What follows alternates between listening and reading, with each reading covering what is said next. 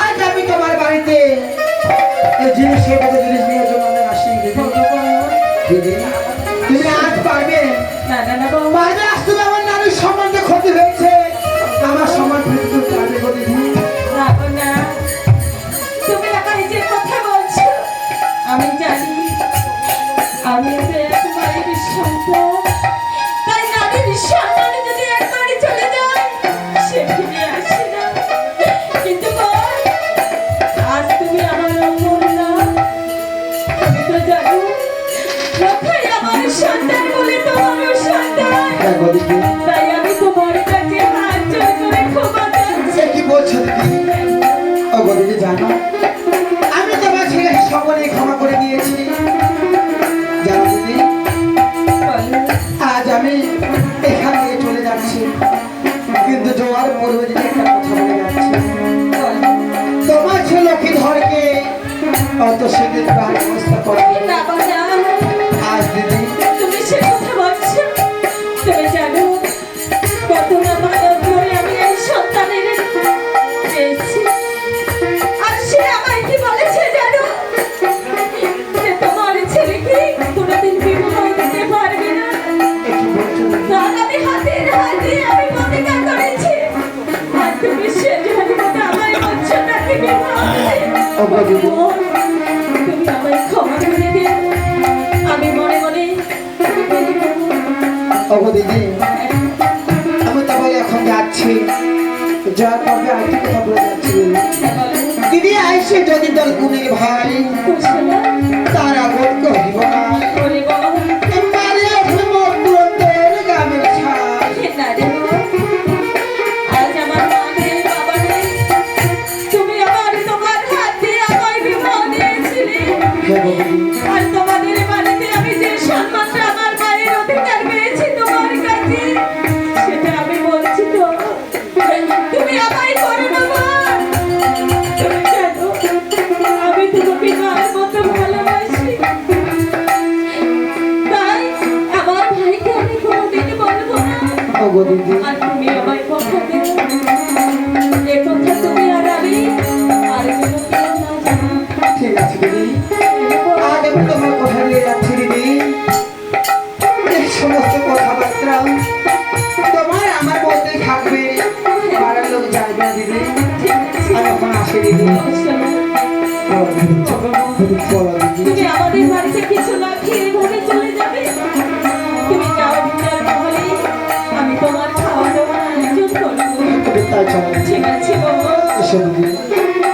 না না না, আমার ভাইয়ের বউকে আমি পাঠিয়ে দিলাম অন্তর মহলে, আর আমি কি করেছি বললাম আরে শালিকা তুই কার সাথে এখানে কথা বলছো ভাই?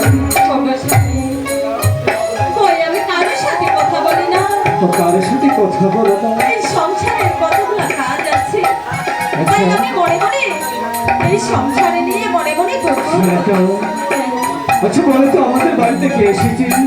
ওই কথা আমি সকাল থেকে বাইরেই ছিলাম, ওই কোথাও কেউ তো দেখছি না।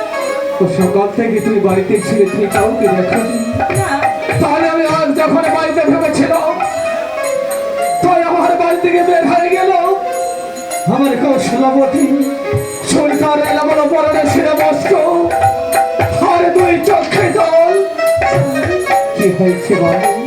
তুমি তাকে সত্যি সত্যি দেখেছো? হ্যাঁ শালিকা, হ্যাঁ, তাকে আমি নিজের চোখে দেখেছি, কিন্তু আমাকে কথা না বলে সেটি তো আমার স্বামী, হ্যাঁ শালিকা, তুমি তা দেখেছো সত্যি।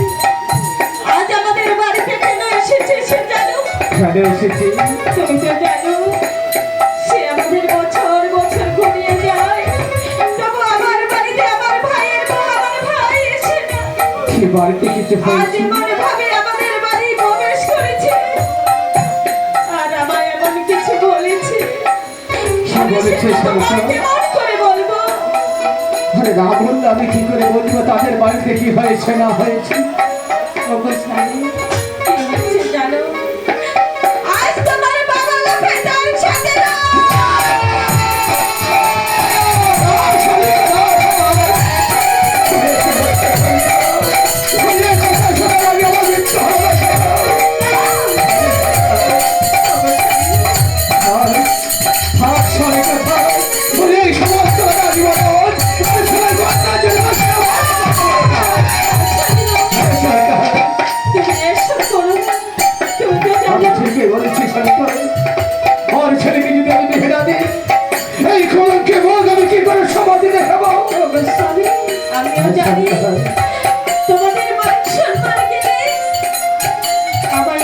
পছন্দের মাছ দাদা অবশ্য আমি তুমি যেটা ভালো বুঝি চল তুমি কি রেখে দাও আর আর এই ভক্ত ছেলে মিলে ব্যবস্থা করছি ভাইরে লেখা ও ভাইরে লেখা দাদা টাকা নেবো হ্যাঁ আমি তো এটা কিছু হয় কি চাই তুই কোথায় গিয়েছিলে ওই ওর টাকা করে দিন পড়ে যাবো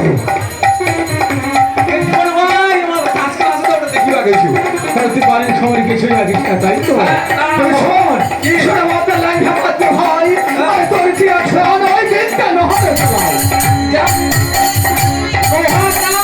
হ্যাঁ লেখা দাদা কি করবো ওইটা এই লোহার কালে দিয়ে আমি ছেলের কন্যা দেখতে যাবো হ্যাঁ গেল এই নোয়াখালী তোর বেটার কোজা দুই বাজাবো হ্যাঁ মাই খাবা কেন হ্যাঁ একটা মাইরো মাটি পড়বো না গোটা না তোর দেহারা ধরিবে আর কেন কি হয়েছে এই যে আমার নোয়াখালীরা ধরিয়ে না হ্যাঁ যাবো বসন্ত যখন হয়ে গেল হয়ে গেল নোয়াখালী দিব হ্যাঁ ওইটা সিটিবা পারিবে আরে সিজবে পারিবে মানে সিদ্ধ কবে আরে তুই তো আমার কথাটাই বুঝলি না কি ক লোহার খালে নিয়ে আমি কইনা দেখতে যাবো যাবো দেখে দেখবো আর দেখি না যদি পছন্দ হয় তাকে আমি পরীক্ষা করবো দিন